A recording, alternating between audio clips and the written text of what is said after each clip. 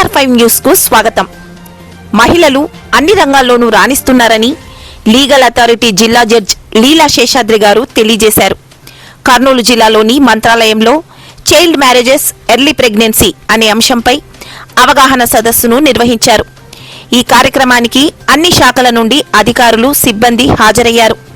ఈ సందర్భంగా ఆయన మాట్లాడుతూ మహిళలు అన్ని రంగాల్లోనూ రాణిస్తున్నారని, చదువుల్లోనూ, రాజకీయ రంగాల్లోనూ, పారిశ్రామిక రంగాల్లోనూ అత్యున్నతమైన స్థానంలో ఉన్నారని తెలిపారు. ప్రధానంగా న్యాయ వ్యవస్థలో 100 జడ్జి పోస్టులు ఉంటే 55 మంది మహిళలే జడ్జీలుగా ఉన్నారని ఆయన కొనియాడారు.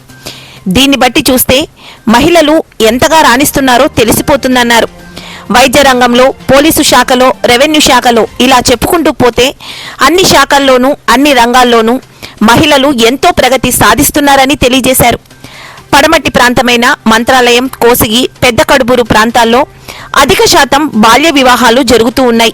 18 సంవత్సరాలకు ముందే పెళ్లిళ్లు చేసి ఎర్లీ ప్రెగ్నెన్సీ రావటం వల్ల ఆ బాలికలు అనేక అనారోగ్య సమస్యలకు గురవుతున్నారని తెలిపారు. ఇటువంటి విషయాలు ప్రజల్లోనికి తీసుకువెళ్లాలని, సమస్యలపై అవగాహన కలిగించాలని, వారిలో మార్పు తీసుకురావాలని ఆయన కోరారు.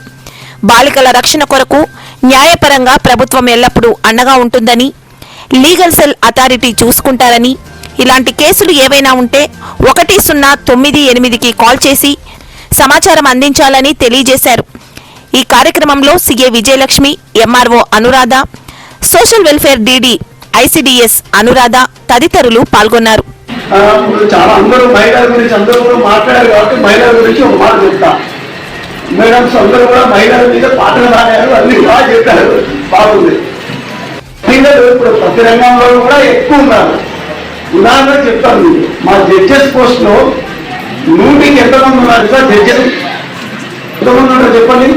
100 మంది జడ్జెస్ ఉన్నారు అనుకోండి. మహిళా జడ్జెస్ ఎంతమంది ఉన్నారు అనుకుంటున్నారు మీరు? 100 మంది, 55 మంది జడ్జెస్ ఆడవాళ్ళే ఉన్నారు, 45 మంది మగవాళ్ళే ఉన్నారు జడ్జెస్. సో మహిళా మనులు ప్రతి రకంలోనూ తీసుకువెళ్తున్నారు. అలాగే మేడం గారు ఉన్నారుగా. నేను అందులో ఉదాహరణ చెప్తా.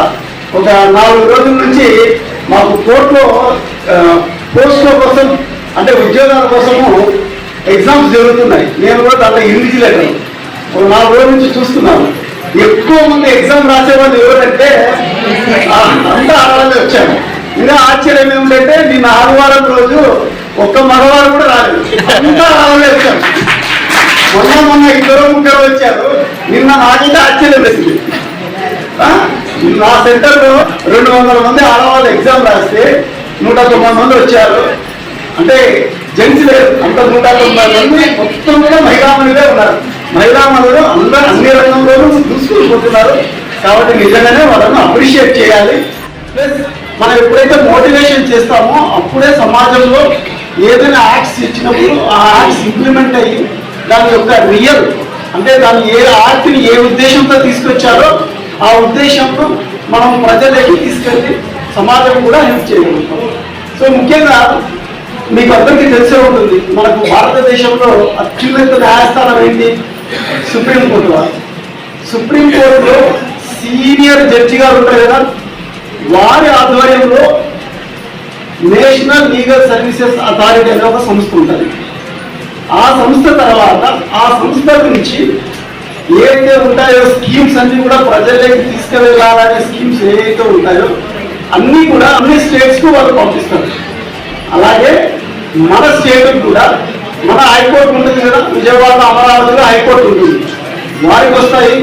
అక్కడ ఉన్న సీనియర్ మోస్ట్ హైకోర్టు జడ్జి గారు దీన్ని పర్యవేక్షిస్తూ అన్ని జిల్లాలకు పంపిస్తారు. సో ఆ జిల్లాల ఆధ్వర్యంలో జడ్జెస్ కూడా ఉంటారు. ఆఫీసర్స్ ఆన్ స్పెషల్ డ్యూటీ అంటారనమాట. మీకు ఎమ్మిగనూరు ఉంది, ఎమ్మిగనూరులో కోర్టు ఉంది. మంత్రాలయంలో కోర్టు లేదు కాబట్టి ఇక్కడ ఉండదు. ఎమ్మిగనూరు ఉంది, ఎమ్మిగనూరులో కోర్టు ఉంది. అక్కడ మండల స్థాయిలో ఒక కమిటీ ఉంటుంది, అక్కడ జడ్జి గారు ఉంటారు, వాళ్ళు చూస్తారు. ఆదోని ఉంది, అలాగే ఆదోనిలో కూడా ఒక జడ్జి గారు ఉంటారు, ఈ స్కీమ్స్ అన్ని కూడా చూస్తారు. సో ఇది ఈ లీగల్ సర్వీసెస్ యాక్ట్ యొక్క ఇంకో ఉద్దేశం. మహిళలు ఉన్నా కానీ, ఇప్పుడు కూడా ఉన్నా కానీ ఖచ్చితంగా ఎక్కడ కూడా అన్యాయం జరగడం లేదా? అట్రాసిటీస్ జరగడం లేదా? మరి ఎందుకు జరుగుతున్నాయి అనేది రూట్ కాస్. ఎక్కడ జరుగుతున్నాయి? ఖచ్చితంగా ఇన్ని రంగాల్లో ముందుకు వచ్చిన స్త్రీలు కూడా మహిళా మానవులకు ఎక్కడ చూసినా అన్యాయం జరుగుతుంది. అయినా వీటన్నిటికి కూడా అన్ని డిపార్ట్మెంట్స్ కూడా ముందుకు ఉన్నాయి. మీ మహిళా మనులు ఎవరు భయపడాల్సిన పని లేదు. ఎవరు ఎక్కడ సహాయం చేయకపోయినా డిస్ట్రిక్ట్ లీగల్ సర్వీసెస్ అథారిటీ ఉంది. మీరు నాకు కాల్ చేయవచ్చు, ఎప్పుడైనా మీరు ఎల్లవేళ అందుబాటులో ఉంటారు. సో ఇప్పుడు ఈ రోజు కార్యక్రమంలో భాగంగా వచ్చిన వాళ్ళలో కనీసం 10 మందికి ఈ విషయాలు అర్థమైనా ఇంకో 10 మందికి చెప్తారు. ఆ విధంగా చైన్ అనేది డెవలప్ అవుతారనే ముఖ్య ఉద్దేశంతోనే ఈ కార్యక్రమాలు ఏర్పాటు చేయడం జరుగుతుంది. దీని తర్వాత ఆఫీసర్స్ ఎవరన్నా డయాస్ పై పిలిచలేదని ఎవరు బాధపడకండి. డయాస్ చిన్నది కాబట్టి కింద ఉన్నా కానీ మేమందరూ కూడా మనస్ఫూర్తితోనే ఆహ్వానించాము. మనస్ఫూర్తితోనే మేమందరినీ కూడా మిమ్మల్ని అందరినీ ఇక్కడ ఉండాలని కోరుతున్నాము. ప్లస్ ఏంటంటే ఈ స్కీమ్ను ఇంప్లిమెంటేషన్ ఎప్పుడు కూడా మనము